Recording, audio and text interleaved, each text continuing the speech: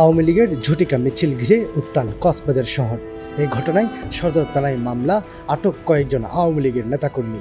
গত 30শে জানুয়ারি কক্সবাজার শহরে হলিডের মোড় থেকে একটি ঝটিকা মিছিল বের করে আওয়ামী লীগ ও তাদের সহযোগী সংগঠনের কিছু নেতাকর্মীরা তাৎক্ষণিক প্রতিক্রিয়ায় বিক্ষোভ মিছিল করে ছাত্রদল, ছাত্র শিবির, বৈষম্য বিরোধী ছাত্র আন্দোলন, ছাত্র অধিকার পরিষদ, ছাত্রপক্ষ সহ ফেসিবাদ বিরোধী ছাত্র জনতা। বিক্ষোভ মিছিল শেষে ছাত্র নেতারা প্রশাসনকে আরও কঠোর হওয়ার তাগিদ দেন।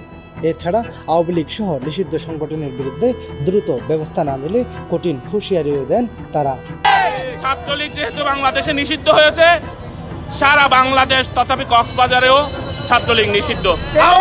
আমাদের কক্সবাজার শান্তিপ্রিয় কক্সবাজার, যেহেতু পর্যটন রাজধানী কক্সবাজার, এখানে যদি ঝটিকা মিছিলের নামে কোনো নয়রাজ্য সৃষ্টি করতে চায়, আমরা কক্সবাজার জেলা ছাত্রদল সহ কক্সবাজারের সচেতন নাগরিক জনগণ নিয়ে তাদেরকে তাদের দাঁত বাঁকা জবাব দেব এবং যদি তাদেরকে রাজপথে পাওয়া যায় তাদেরকে ধরে যথাযথ আইনের আওতায় এনে কঠোর শাস্তির ব্যবস্থা করা হবে।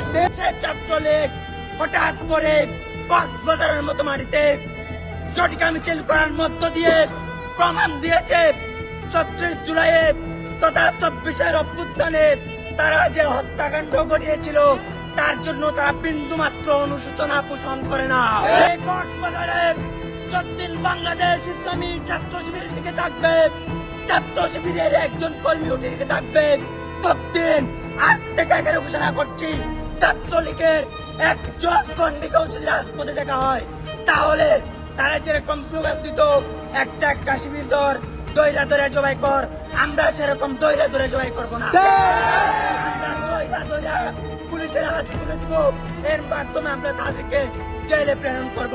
আমি প্রশাসনকে হুঁশিয়ারি দিয়ে বলতে চাই, অনতিবিলম্বে আজকে যারা মিছিল করেছে, 16 ডিসেম্বর যারা মিছিল করেছে, মিছিল করার চেষ্টা করেছে, তাদেরকে আইডেন্টিফাই করে তাদের বিরুদ্ধে আইনানুগ ব্যবস্থা নেওয়া হোক। এবং আমরা ইতিমধ্যে আইনে দেখেছি, ছাত্রলীগ নিষিদ্ধ সংগঠন ছাত্রলীগের ব্যানার যদি কেউ যদি মিছিল করে, সমাবেশ করতে চাই, তাদের বিরুদ্ধে শাস্তির বিধান রয়েছে। সেই শাস্তির বিধানের আলোকে তাদের বিরুদ্ধে আইনানুগ ব্যবস্থা নেওয়ার দাবি জানাচ্ছি। গুলি নিয়ে এখানে ফুটেজবাজি করেছে, অস্ত্রবাজি করেছে, তাদেরকে আপনারা দ্রুত গ্রেফতার করে আইনের আওতায় নিয়ে আসবেন। ওই দিন রাতে সমন্বয়ক জালিয়া পালং ইউনিয়ন আওয়ামী লীগের সাধারণ সম্পাদক মোশাররফ সিকদারকে বাসা থেকে ধরে পুলিশের হাতে তুলে দেন। কিছু সময় পর নোমান নামে আরেক ছাত্রলীগ কর্মীকে ধরে পুলিশে দেন ছাত্র শিবিরের নেতাকর্মীরা। একদিন পর জুমার নামাজ শেষে আবারও বিক্ষোভ করে ফেসিবাদ বিরোধী সংগঠনগুলো। এই ঘটনায় 2 দিন পর আজ পুলিশ বাদী হয়ে ৪৭ জনের নাম উল্লেখ করে একটি রাজনৈতিক মামলা দায়ের করেন সদর থানায়। মামলায় আসামি করা হয়েছে তারাবুনিয়া ছড়ার মিজান, প্রকাশ বর্মা মিজানকে এবং কুতুবদিয়াপাড়ার আতিকুর রহমান আতিক, একই এলাকার ফরিদ কামাল, কামরুল ইসলাম, সদর উপজেলার ফরিদ চৌধুরী, বাহাতছড়ার তানবীর হোসেন মুন্না, পেশকারপাড়ার রুহুল কাদের, নুনিয়াছড়ার জাবেদ হোসেন নয়ন, ইমন, তানিম মোর্শেদ সহ মোট ৪৭ জনকে এজাহার নামেও আসামি করা হয়েছে। বুরহানুদ্দিন রাব্বানী, কুহুলিয়া, কক্সবাজার।